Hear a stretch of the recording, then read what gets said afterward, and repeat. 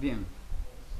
Bueno, previamente yo hice este trabajo de hacer un análisis intrateórico y crítico, ¿no? O sea, sobre el psicoanálisis. Ujú. Que es Quiere decir que vos estudiaste sobre el psicoanálisis. sí, y vi las contradicciones propias de la teoría y las cosas en las cuales evidentemente es ineficaz o inoperante, Ajá. pero dentro de su propia teoría también, o sea, basado desde adentro. Pero ahora quiero hacer como una salirme afuera y verlo desde otro lado, ¿no? Verlo desde el lado de afuera. Existe eh, para mí como una como terroristas de la felicidad, ¿no? Cosas que atentan contra la felicidad, ¿no? Algo que te nombra afuera una felicidad, Sí, te la está secuestrando. Te dice, bueno, cuando tengas esto vas a estar completo, o hagas esto y lo otro. sí. Todo lo publicitario, ¿no? Atenta contra una felicidad que es un estado natural tuyo, propio y que no y que se puede proyectar en el afuera. La felicidad decís. Un Claro, estado, claro. no una emoción. Sí, pero natural, de uno. O sea, viene de uno. De última, simbólicamente yo lo proyecto hacia una cosa, un objeto externo. Claro, entiendo, sí. Y... Pero esta misma tendencia a proyectar hacia afuera es lo que de alguna forma es como el germen o uno de los gérmenes en los que se sitúa la construcción de las instituciones. Las instituciones son como una proyección también. Es un conjunto muy complejo de cosas, ¿no? O sea, el Estado propone garantizarte la seguridad absoluta de tu propiedad privada, con la cual nunca te pasaría ningún daño, agravio hacia vos o hacia tus pertenencias. Por suerte no existe el robo, gracias a Dios, En esta en esta, ideal de. en esta sociedad ideal. Pero bueno, nosotros cedemos un poco a esto y se crean todas esas instituciones que, bueno, que en la práctica todo el tiempo se cae en corrupciones y en formas de arrebatar más la libertad a la persona, de sacarle más al individuo de su poder simbólico, ¿no? O sea, cada vez necesita como eh, más muletas para caminar. Cada vez necesita, bueno, antes un niño iba a la escuela y ya era bastante, digamos, eh, como de disciplinante, ¿no? Ujú. Y ahora va a la escuela, al fonodiólogo, al psicopedagogo, al psicólogo, cada vez se agrega algo más y cada vez como que necesito algo más. Yo creo que el día de mañana, si seguimos así, no vamos a poder entrar a nuestra propia cocina y vamos a tener que tener sí o sí un cocinero especializado que nos cocine porque va a ser algo inaudito que un no cocinante se cocine a sí mismo. No, o sea, empieza a pasar esto en el campo de la experticia, empieza a excluir al individuo de su propia vida. Empiezas excluido y desplazado de tu propia vida, de tu propia salud en el campo de la medicina. De El lo que a médico, vos te rodea, te referís. O sea. exactamente. Es decir, el médico y todo el sistema médico, que insisto es un sistema médico y no de salud, junto con la farmacología y demás, y te desplaza de tu de tu de tu propia salud, te desplaza de eso. O sea, el experto es el médico, vos no sabés nada de vos. Primero pone pausa. Y de esta forma la medicina te despoja de tu poder de sanación. En realidad el que tiene la última palabra en el área de la curación es el propio cuerpo. Ujú. Pero lo particular que tiene la psicología y el estudio de la subjetividad, como expertos en subjetividad, en esta parte psíquica, es la una se da como de nuevo, estás desplazado vos de la capacidad de resolver tus conflictos subjetivos personales y malestares internos. Se instaura socialmente que el que lo tiene que hacer es El el psicólogo. psicólogo. Y En ese sentido, me parece que también está, esto es una acotación mía, como está mal entendida la teoría, la tarea del psicólogo también, socialmente. Yo he participado, me he hecho psicoanalizar en algún momento y entendí que, por ejemplo, una tarea del psicoanálisis era escucharme a mí mismo, más que es una tontera en verdad, ¿no? Es esta cosa de para ir a escucharse uno mismo, Ujú. pero es uno a partir de lo que escucha que sale de uno mismo el que tiene que aprender a resolver, teniendo alguna guía del profesional. Bueno, ahí está justamente el punto clave. O sea, tenés que escucharte a vos mismo, bien. Eso en una experiencia personal, claramente. Tenés que... En mi terapia no fue, ni resultó, ni fue de la misma manera que para otra gente, para toda persona. Claro, en tu forma personal. Pero fíjate cómo llegaste a este punto, ¿no?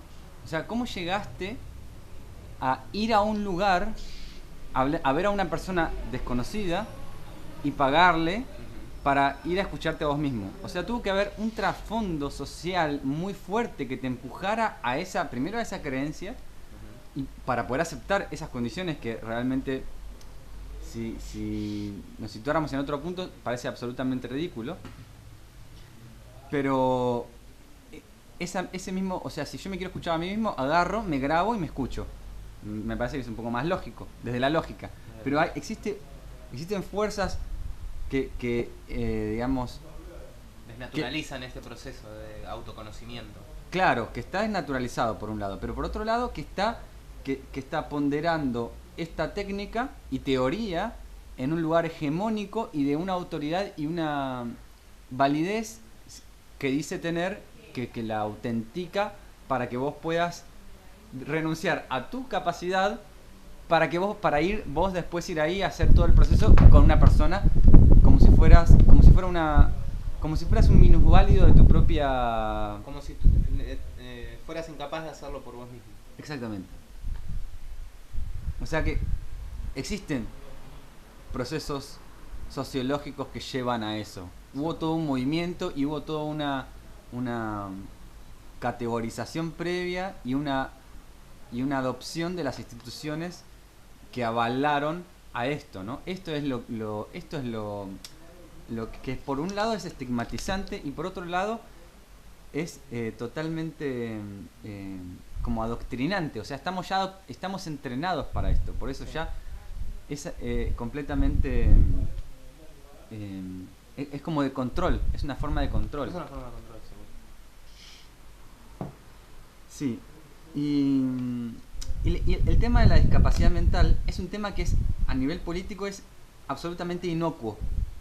Hay temas que son inocuos, que no ofenden a nadie, sino que favorecen a cualquier persona que se pone a defender, como defender ahora hoy en día el tema de la violencia de género, a los derechos de los homosexuales. A menos que seas, digamos, un católico acérrimo, metidísimo, no vas a ofender a nadie, y menos con el tema de esa discapacidad. Entonces todos sí estamos de acuerdo con tomar acción frente a la salud mental, frente a esto, frente a lo otro, cosas que probablemente lleven a ninguna acción, sino solamente nos ponemos de acuerdo y a lo mejor hasta incluso se llegan a dictar leyes que defiendan estos derechos, pero no existen los reglamentos o los mecanismos específicos que determinen cómo se cumplan estas leyes o los mecanismos de control que aseguren que no se...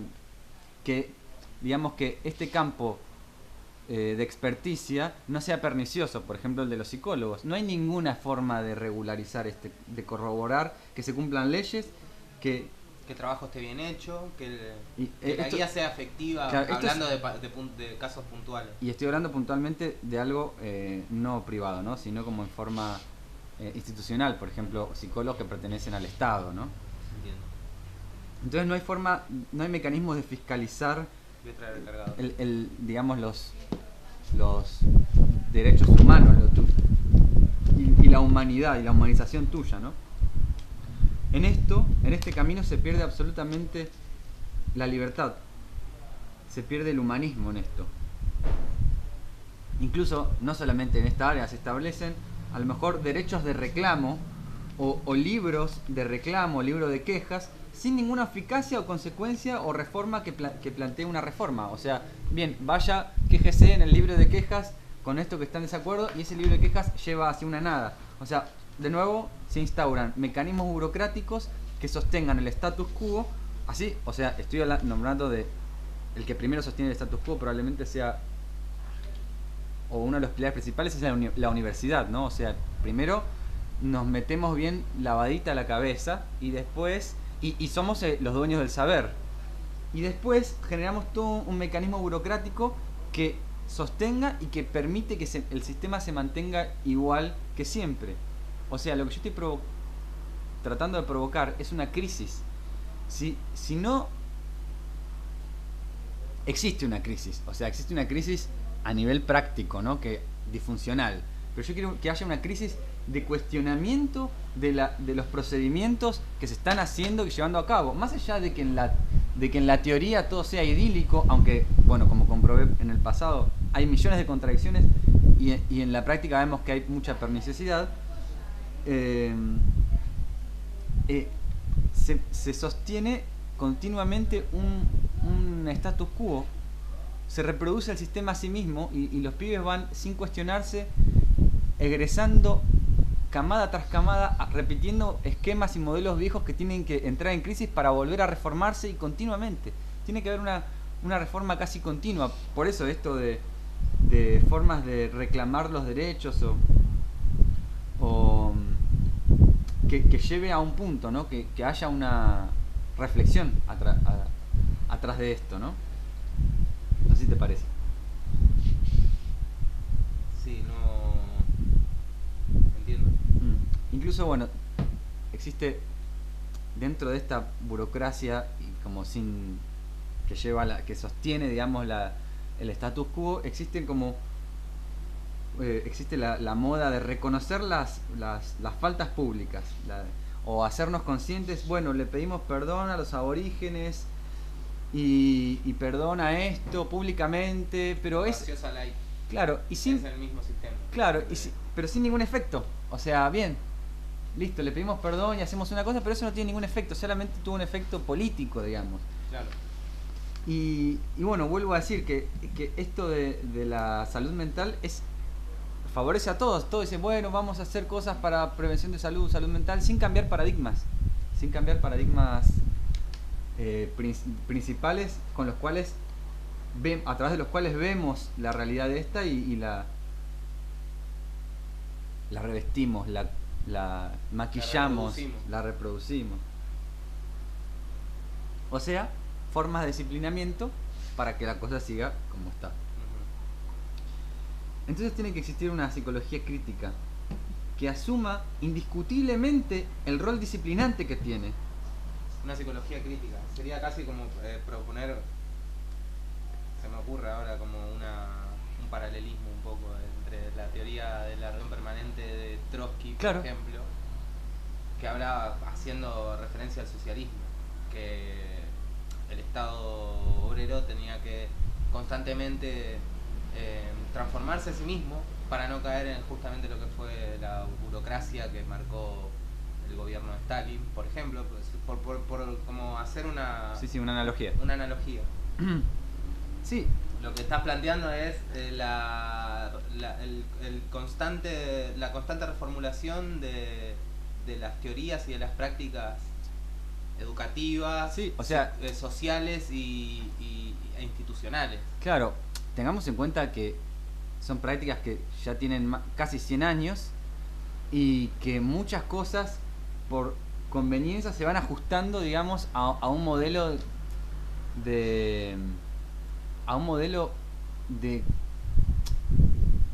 político de dominación. O sea, como ya dijo Foucault, si en las pericias psiquiátricas se manejan como sea, y los diagnósticos, que son, de nuevo, insisto, formas de estigmatizar principalmente a la gente, a los menores, aunque creo que es ilegal. A los menores de 14 años en el DSM-5 dice que no se puede, pero incluso se siguen haciendo en prácticas, o no importa ni siquiera que se dicte, que se escriba, pero se presupone un diagnóstico de un retraso mental o lo que sea, es una forma de estigmatizar. Pero en la legalidad está muy metido esto, ¿no? Estas teorías psiquiátricas y psicoanalíticas que, insisto, son teorías en las cuales se asumen un montón de presuposiciones como ciertas, que en realidad son hipotéticas. Son hipotéticas, sí. En tanto individuos. En tanto teorías no hay nada demostrado. O sea, no se puede, es insostenible. pero tiene tanto peso en el área jurídica que bueno, que una persona queda absuelta por esto, que una persona